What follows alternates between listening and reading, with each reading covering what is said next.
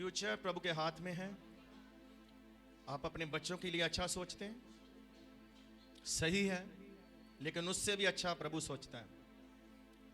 आप इस जन्म की सोचते हैं, परमेश्वर पीढ़ियों की सोचता है। आपके बच्चों के बच्चे, बच्चे उनके बच्चे, उनके बच्चे, उनकी पीढ़ियां। हमारा काम है सही से चलना, सही से, क्योंकि जिस परमेश्वर को आप मान रहे हो वो परमेश्वर बहुत ही सामर्थ्यशाली है, बहुत ही महान है, अद्भुत कार्य करने वाला है।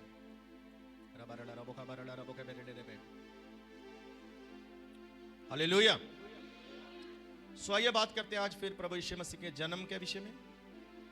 और आज मकसद बताऊंगा कि यीशु मसीह का इस संसार में आने का मकसद क्या था, परमेश्वर का शब्द को देहधारी करने का मकसद क्या था, कलाम को पैदा करके मुजस्सम करके एक पुत्र के रूप में देना, इस संसार में भेजना, जन्म देना, उसका सलीब पर मरना, जी उठना, स्वर्ग में उठाए जाना, इन सब के लिए जन्म लेना, उसका मकसद क्या था।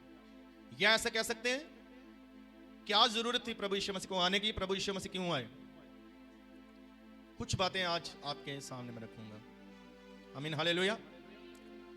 तो नोट करें, मत्ती की इंजील 1 उसका 21 आयत, यूहन्ना की इंजील 10 उसका 10 आयत, मत्ती की इंजील 20 उसका 28 वचन, लूका 19 का 10, पहला थिमोथेयुस 1 का 15, मत्ती 9 का 13, लूका 2 का 8, यूहन्ना 17 दी 19, पहला यूहन्ना 3 दी 5 तो 8। कुछ आयतें और है, मैं थोड़ा रुककर आपको बताऊंगा। सबसे पहला पॉइंट ये है, यीशु मसीह क्यों आए, या क्यों देहधारी हुए, या क्यों प्रकट हुए।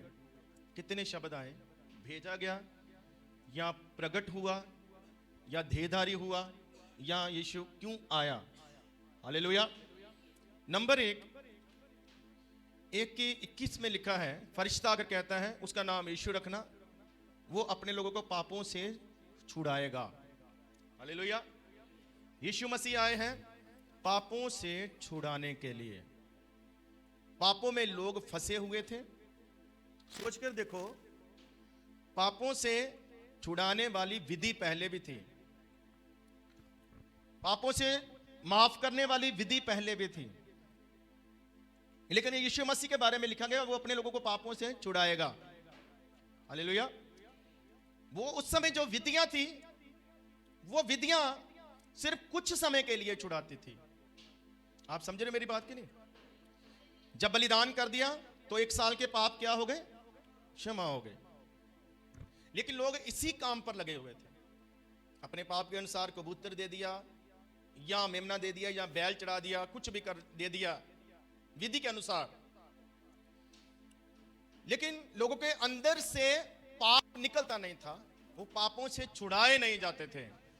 लेकिन अब यीशु मसीह के द्वारा परमेश्वर ऐसा इंतजाम कर रहे हैं जिसके द्वारा इंसान पूरी तरह 1 साल के लिए नहीं, पूरे जीवन के लिए अपने पाप से छुड़ाए जाएं। आमीन, हालेलुया। थोड़ा जल्दी बोलूंगा ताकि जल्दी खत्म कर पाऊं। नंबर 2, यूहन्ना 10 की 10 में लिखा है, चोर चोरी करने के लिए आता है, लेकिन मैं इसलिए आया हूं कि लोग जीवन पाएं, बल्कि अनंत जीवन पाएं, बल्कि भरपूरी का जीवन पाएं। आमीन, हालेलुया। पंजाबी लिखा चोखा जीवन पाएं, भरपूरी का जीवन पाएं। चोर केदी गल की गई, शैतान दी।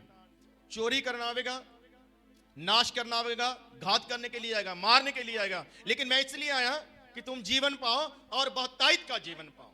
आमीन, हालेलुया। 2 चीजें हैं, जीवन भी पाओ और भरपूरी का जीवन पाओ। तो मैं कई बार कहता हूं, क्या जीवन पहले नहीं था? पहले भी था, लेकिन पहले के जीवन में और यीशु मसीह के आने के बाद वाले जीवन में जमीन आसमान का अंतर है। हालेलुया। पहले वाला जीवन छोटा जीवन था, कुछ समय का, लेकिन यीशु मसीह के द्वारा जो जीवन दिया जाएगा उसके लिए किशा बताया, अनंत जीवन। अनंत जीवन जिसका अंत नहीं होता, जो कभी खत्म नहीं होता। आप सिर्फ इस संसार के ऊपर आपका जीवन नहीं है, हमारा जीवन नहीं है। हमारी जिंदगी में जो वचन के अनुसार चलते हैं, एक और नई आशा है। और बाइबल क्या कहती है, हमारा जीवन मरता नहीं है, आपको पता है जो बाइबल में एक शब्द दिया गया मरने वालों के लिए, जो मसीह होकर मरते हैं, उनके लिए शब्द आया है सो गया। ये बंदा क्या हो गया? सो गया। हालेलुया। मसीह में लोग, उनका जीवन खत्म नहीं होता। जो सोते हैं वो सुबह उठते हैं। आमीन हालेलुया। ये किसकी आशा है? जो यीशु मसीह में है उनकी आशा है। मरा शब्द नहीं आया। हालेलुया। वो शांति में सो जाते हैं, ऐसा लिखा है। इसका मतलब ये जीवन चलता रहेगा, मरने के बाद भी चलता रहेगा। स्वर्ग के राज्य में अनंत जीवन, अंत नहीं होगा। Hallelujah hallelujah. दूसरा शब्द आया भरपूरी का जीवन। भरपूरी का जीवन मतलब आपका जो जीवन है ना, यहां भी और वहां भी खाली खाली सा जीवन नहीं होगा, भरा हुआ जीवन। हालेलुया। हमारा जीवन कौन सा होना चाहिए? भरा हुआ, भरपूरी होनी चाहिए हमारे जीवन में। हर एक चीज की भरपूरी चाहता है परमेश्वर।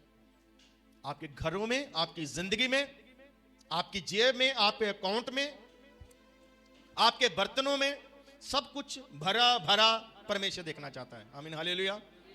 खाली कुछ भी नहीं। दाऊद कहता है मेरा कटोरा भरा हुआ है, मेरा कटोरा खाली नहीं है। हालेलुया। भाई लिखा तुम्हें हिला हिलाकर पूरा ऊपर से भरा हुआ दिया जाएगा। लेकिन साथ में यह भी कहा याद रखो दिया उतना जाएगा जितना तुम देते हो। Praise the Lord. हालेलुया। अगर हम भरपूर करते हैं तो हमारे लिए भरपूर है, लेकिन योजना है ना, जो सोच है वो भरपूरी की है परमेश्वर की ओर से, आधे की नहीं है। हालेलुया। कौन सा जीवन है आपके लिए? भरपूरी का जीवन। शांति कौन सी होनी चाहिए? भरपूर शांति। खुशी कौन सी होगी? भरपूर खुशी। आशीषें कौन सी होगी? भरपूर आशीषें। हालेलुया। मसा कौन सा होगा? भरपूर मसा। आशा कौन सी होगी? भरी हुई आशा, खाली कुछ भी नहीं। भरपूरी का जीवन यहां भी, भरपूरी का जीवन वहां भी। हालेलुया। मत्ती 20 की 28 में हमने पढ़ा है, वो आया सेवा करने और निस्तारे दा मोल परंदे वास्ते। क्या करने के लिए? हमारा मोल चुकाने के लिए। हम बिक गए थे, पापों के हाथों में, शैतान के हाथों में बिक गए थे। अब कोई मोल चुकाना था। मोल क्या है? क्षमा तो है फ्री में, लेकिन अक्सर क्षमा के लिए कुछ ना कुछ दिया गया, कुछ मोल चुकाया गया। हालेलुया। बाइबल में लिखा तो अपने आप को छुड़ा लेना, जानवर की बलि दे देना। अब माफी तो है परमेश्वर की ओर से, मुफ्त तो मिला है, लेकिन उसके लिए कुछ चुकाया भी तो गया है, कुछ दाम दिया जाता है। बिना लहू बहाए माफी नहीं, वचन में लिखा है। तो वो मोल चुकाने के लिए आया, और नए नियम में लिखा है तुम मोल ले लिए गए हो उसके लहू के द्वारा। आपका मोल चुकाया लहू के द्वारा, सस्ता मोल नहीं दिया गया, वो भी अपने पुत्र का लहू। यीशु मसीह क्यों आए? वो आपका मोल चुकाने के लिए, आपके निस्तारे यानी आपकी मुक्ति का मोल देना पड़ा है उसको, इसलिए आया है यीशु मसीह, ये मोल चुकाने के लिए। हालेलुया। नंबर 4 हमने पढ़ा लूका 19 के 10 में, वो हमें ढूंढने के लिए आया और बचाने के लिए आया। हम खो चुके थे। कैसे समझ सकते हैं? उजाड़ू पुत्र की तरह। कैसे समझ सकते हैं? आदम की तरह हम खो चुके थे। हालेलुया। लेकिन बाइबल कहती है वो ढूंढने के लिए आया। हम नहीं ढूंढ सकते थे उसको, लेकिन परमेश्वर ने खुद ही हमें ढूंढ लिया। जब आप प्रभु में नहीं थे, कोई ना कोई आया आपके पास, किसी ने आपको गवाही बताया, किसी ने आपको वचन बताया। हालेलुया। तो आपके जीवन में बीज बोया गया। वो जो कोई भी व्यक्ति आया, जिसके द्वारा भी आप तक पहुंचा, उसको प्रभु ने भेजा। उसका मतलब है ढूंढने भेजा परमेश्वर ने। आपको कोई ढूंढने आया है, तो यीशु मसीह संसार में आपको ढूंढने के लिए आया। बाइबल में लिखा हम खोई हुई भेड़ों के समान, भटकी हुई भेड़ों के समान हम भटके हुए थे, इधर उधर भागे रहे थे, लेकिन उसने हमें ढूंढने के लिए आया। कितनी बड़ी बात है कि परमेश्वर अपने कलाम को देहधारी करके भेजे कि खोए हुओं को ढूंढे। हालेलुया। आज ढूंढ रहा है परमेश्वर एक एक को, और वो प्रभु के पास आ रहे हैं जो चुने गए हैं। आमीन हालेलुया। और फिर हमने पढ़ा 1 तीमुथियुस 1:15, वो कहता है वो पापियों को बचाने आया, और सबसे बड़ा पापी मैं हूं। आज हमें क्या सोचना चाहिए? पापियों को बचाने तो आया, लेकिन सबसे बड़ा पापी मैं हूं। लेकिन हमारी क्या सोच होती है? सबसे बड़ा पापी वो है। हम दूसरों को कहते हैं, दूसरों के ऊपर दोष लगाते हैं, लेकिन पौलुस कहता है मैं सबसे बड़ा पापी हूं। इसका मतलब क्या है? वो मुझे बचाने आया, वो मुझे ढूंढने के लिए आया। हालेलुया। पापियों को ढूंढने आए प्रभु, ये मकसद था। पापियों को ढूंढ कर बचाने के लिए आए। मत्ती 9:13 में हमने पढ़ा है, पापियों को बुलाने के लिए आया। हे सब थके हुए बोझ के दबे हुए लोगों, मेरे पास आओ, मैं तुम्हें विश्राम दूंगा। आवाज देता है, वो बुलाता है, लेकिन बुलाता किनको है? पापियों को। जक्के कौन था? पापी था। एक वैश्या आई उसके चरणों में, प्रभु ने उसको क्षमा कर दिया। पापियों को बुला रहा है। आज हम किसको बुलाते हैं? धर्मियों को, अच्छे लोगों को। अपने घरों में, अपने पास, अपने फंक्शन पर किसको बुलाते हैं? अच्छे अच्छे लोगों को। हालेलुया। लेकिन प्रभु किसको बुलाता है? पापियों को। आमीन, हालेलुया। लेकिन पापियों को कोई नहीं बुलाता। एक ही है, पापियों को बुलाने यीशु मसीह आए। इन सब आयतों में हमने पढ़ा है। हालेलुया। फिर लूका 2:8 में नजात देने के लिए, जाकर देखो तुम्हारे लिए मुक्ति दाता आया है।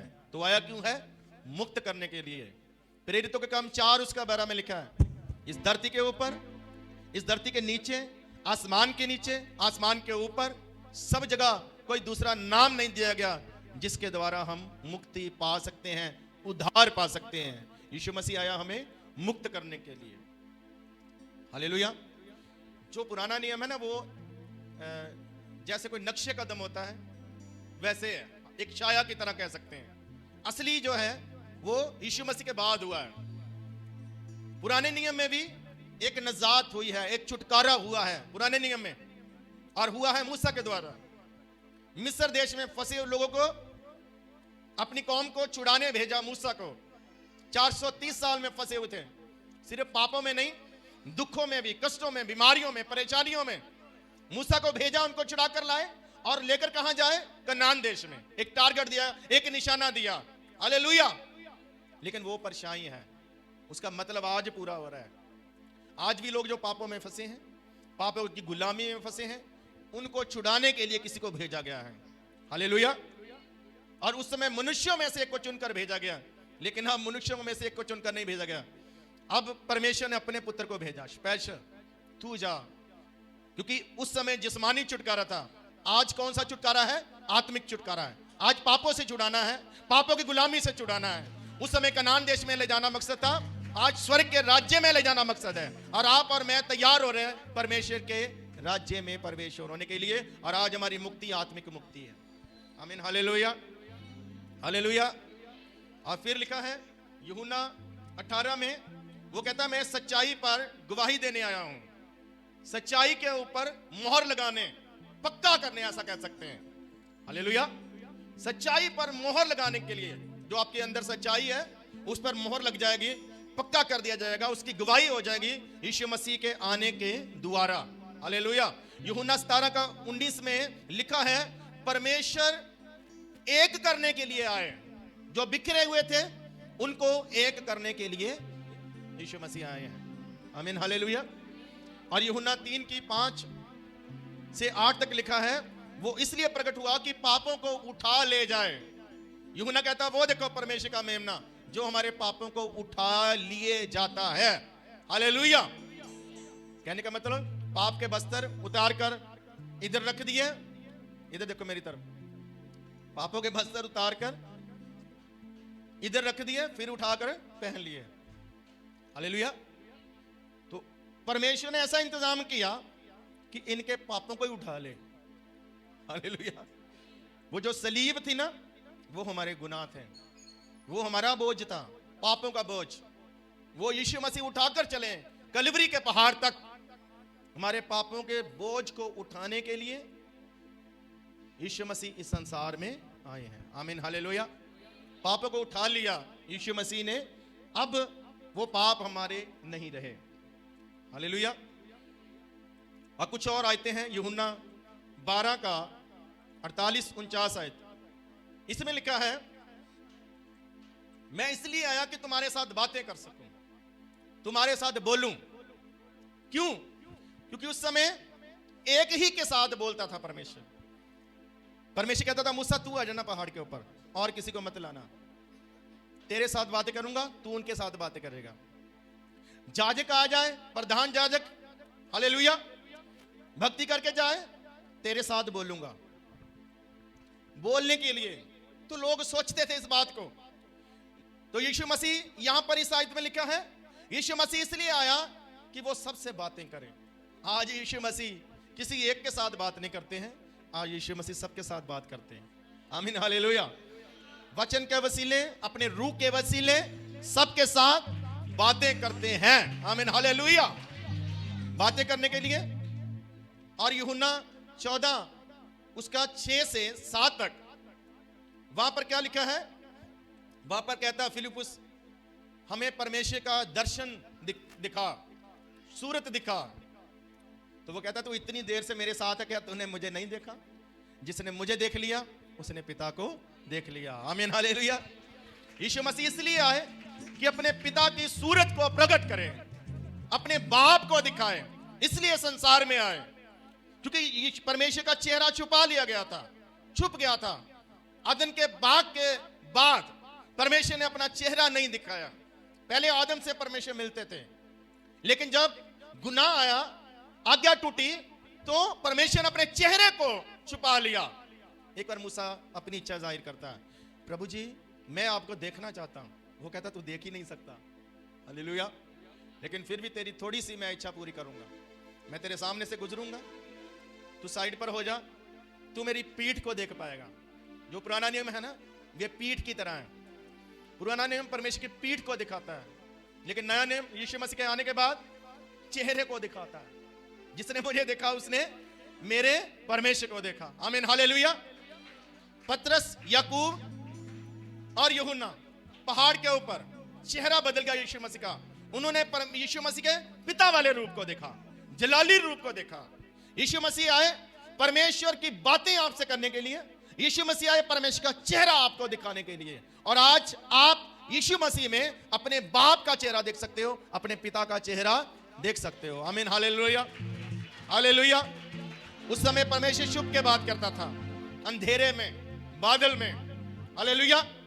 लेकिन जब यीशु मसीह आए तो आमने सामने बात करते हैं। वो सबसे क्या करते हैं? आमने सामने।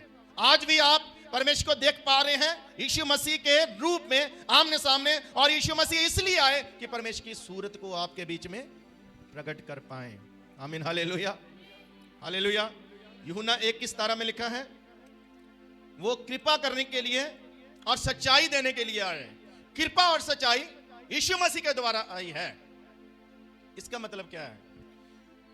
जो पुरानी व्यवस्था है उसमें कृपा नहीं थी। हाथ के बदले हाथ, दांत के बदले दांत, आंख के बदले आंख, मृत्यु के बदले मृत्यु, जान के बदले जान। पत्थर मारो, मार दो। क्या करो? पत्थर मार मार कर मारने की आज्ञा बहुत सारे गलतियों में थी। और एक जगह मैंने पढ़ा, अगर कोई सब्बत को तोड़े, सब्बत का निरादर करे, पत्थर लो और पत्थर मार मार कर उसको क्या कर दो? मार दो। इतना सख्त था